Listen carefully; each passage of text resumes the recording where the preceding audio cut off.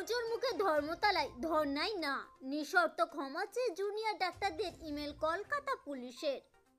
ধেয়ে আসতে পারে ভারী বৃষ্টি।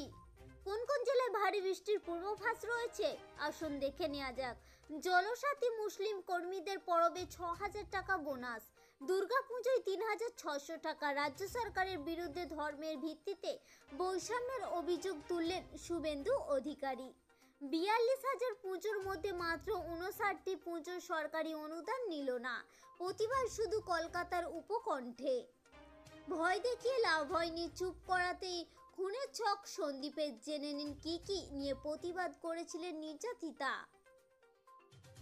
বোমা লোপাটে পুলিশের ভূমিকায় নজর, আরজিকর কাণ্ডে আদালতে বিস্ফোরক সিবিআই।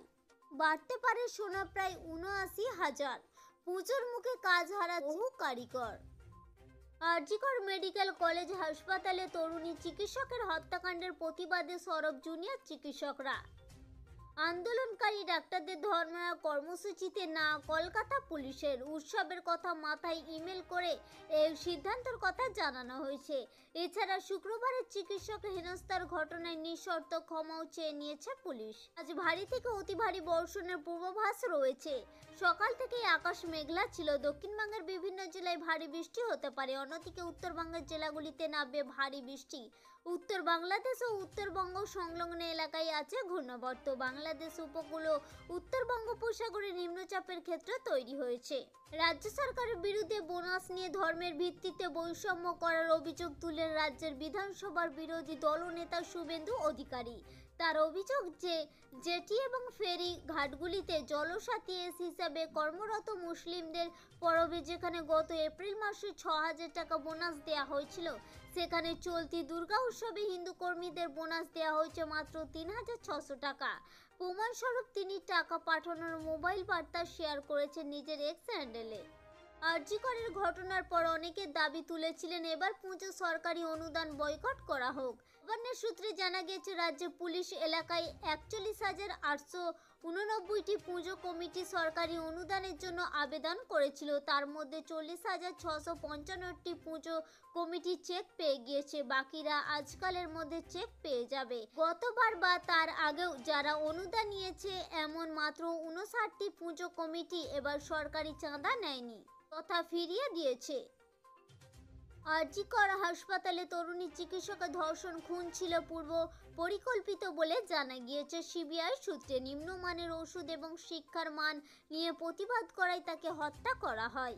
এখনও চলছে তদন্ত। আগামী ১৫ই অক্টোবর আরজিকর মামলার শুনানি হবে শীর্ষ আদালতে। ওই দিন দুপুর ২টোয় সুপ্রিম কোর্টে হবে শুনানি।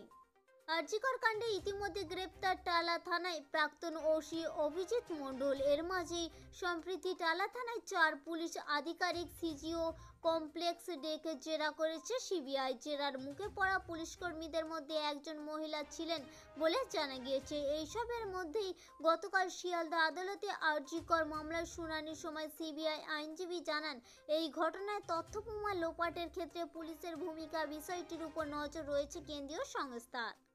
ইরান ইসরায়েলের সংঘর্ষে উত্তপ্ত পশ্চিম এশিয়া, আর তার আঁচে নজরবিহীনভাবে চড়ছে সোনার দাম। শুক্রবার কলকাতা বাজারে ১০ গ্রাম খুচরো সোনা এই প্রথম পৌঁছেছে ৭৬,৬০০ টাকায়। জিএসটি ধরে ৭৮,৮৯৮ টাকা। নজির গড়ে হলমার্ক সোনার গহনাও রয়েছে ৭২,৮০০ টাকা। কর ধরে প্রায় ৭৪,৯৮৪ টাকা। পুজোর মুখে এক ধাক্কায় মুখ থুবড়ে পড়েছে গহনার বাজার। আমাদের উদ্দেশ্য ছিল কেবলমাত্র ছোট্ট ইনফরমেশনটি আপনাদের সামনে উপস্থাপন করা। যদি ভালো লেগে থাকে অবশ্যই লাইক করবেন, জনস্বার্থে প্রচুর পরিমাণে শেয়ার করবেন। Thank you friend, thank you for watching.